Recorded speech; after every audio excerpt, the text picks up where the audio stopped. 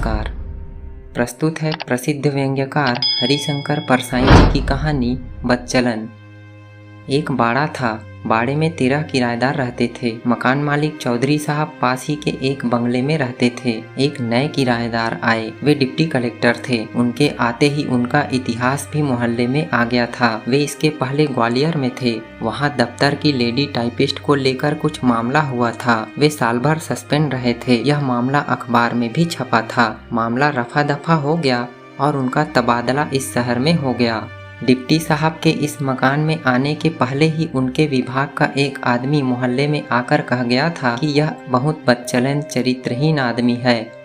जहाँ रहा वहीं इसने बदमाशी की। यह बात सारे 13 किराएदारों में फैल गई। किराएदार आपस में कहते, यह शरीफ आदमियों का मोहल्ला है, यहाँ ऐसा आदमी रहने आ रहा है। चौधरी साहब ने इस आदमी को मकान देकर अच्छा नहीं किया। कोई कहता बहू बेटियां सबके घर में है, यहाँ ऐसा दुराचारी आदमी रहने आ रहा है। भला शरीफ आदमी यहाँ कैसे रहेंगे। डिप्टी साहब को मालूम था कि मेरे बारे में खबर इधर पहुँच चुकी है। वे यह भी जानते थे कि यहाँ सब लोग मुझसे नफरत करते हैं, मुझे बदमाश मानते हैं। वे इस माहौल में अड़चन महसूस करते थे। वे हीनता की भावना से ग्रस्त थे। नीचा सिर किए आते जाते थे। किसी से उनकी दुआ सलाम नहीं होती थी। इधर मोहल्ले के लोग आपस में कहते थे, शरीफों के मोहल्ले में यह बदचलन आ बसा है। डिप्टी साहब का सिर्फ मुझसे बोलचाल का संबंध स्थापित हो गया था। मेरा परिवार नहीं था, मैं अकेला रहता था। डिप्टी साहब कभी कभी मेरे पास आकर बैठ जाते। वे अकेले रहते थे, परिवार नहीं लाते थे। एक दिन उन्होंने मुझसे कहा, ये जो मिस्टर दास हैं, ये रेलवे के दूसरे पुल के पास एक औरत के पास जाते हैं। बहुत बदचलन औरत है वह। दूसरे दिन मैंने देखा उनकी गर्दन थोड़ी सी उठी है। मोहल्ले के लोग आपस में कहते थे, शरीफों के मोहल्ले में यह बदचलन जाने कहाँ से आ गया। 2-3 दिन बाद डिप्टी साहब ने मुझसे कहा, ये जो मिसेज चोपड़ा हैं, इनका इतिहास आपको मालूम है? जानते हैं इनकी शादी कैसे हुई? 3 आदमी इनसे फंसे थे, इनका पेट फूल गया। बाकी 2 शादीशुदा थे, चोपड़ा को इनसे शादी करनी पड़ी। दूसरे दिन डिप्टी साहब का सिर थोड़ा और ऊंचा हो गया। हालांकि मोहल्ले वाले अभी भी कह रहे थे, शरीफों के मोहल्ले में कैसा बदचलन आदमी आ बसा है। 3-4 दिन बाद फिर डिप्टी साहब ने कहा, श्रीवास्तव साहब की लड़की बहुत बिगड़ गई है, ग्रीन होटल में पकड़ी गई थी एक आदमी के साथ।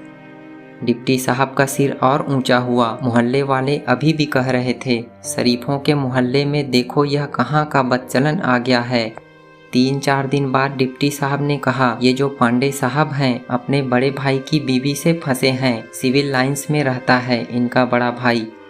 उस दिन डिप्टी साहब का सिर और ऊंचा हो गया था। मोहल्ले के लोग अभी भी कहते थे, शरीफों के मोहल्ले में यह बदचलन कहाँ से आ गया। डिप्टी साहब ने मोहल्ले में लगभग हर एक के बारे में कुछ पता लगा लिया था। मैं नहीं कह सकता कि यह सब सच था या उनका गढ़ा हुआ। आदमी वे उस्ताद थे, ऊंचे कलाकार।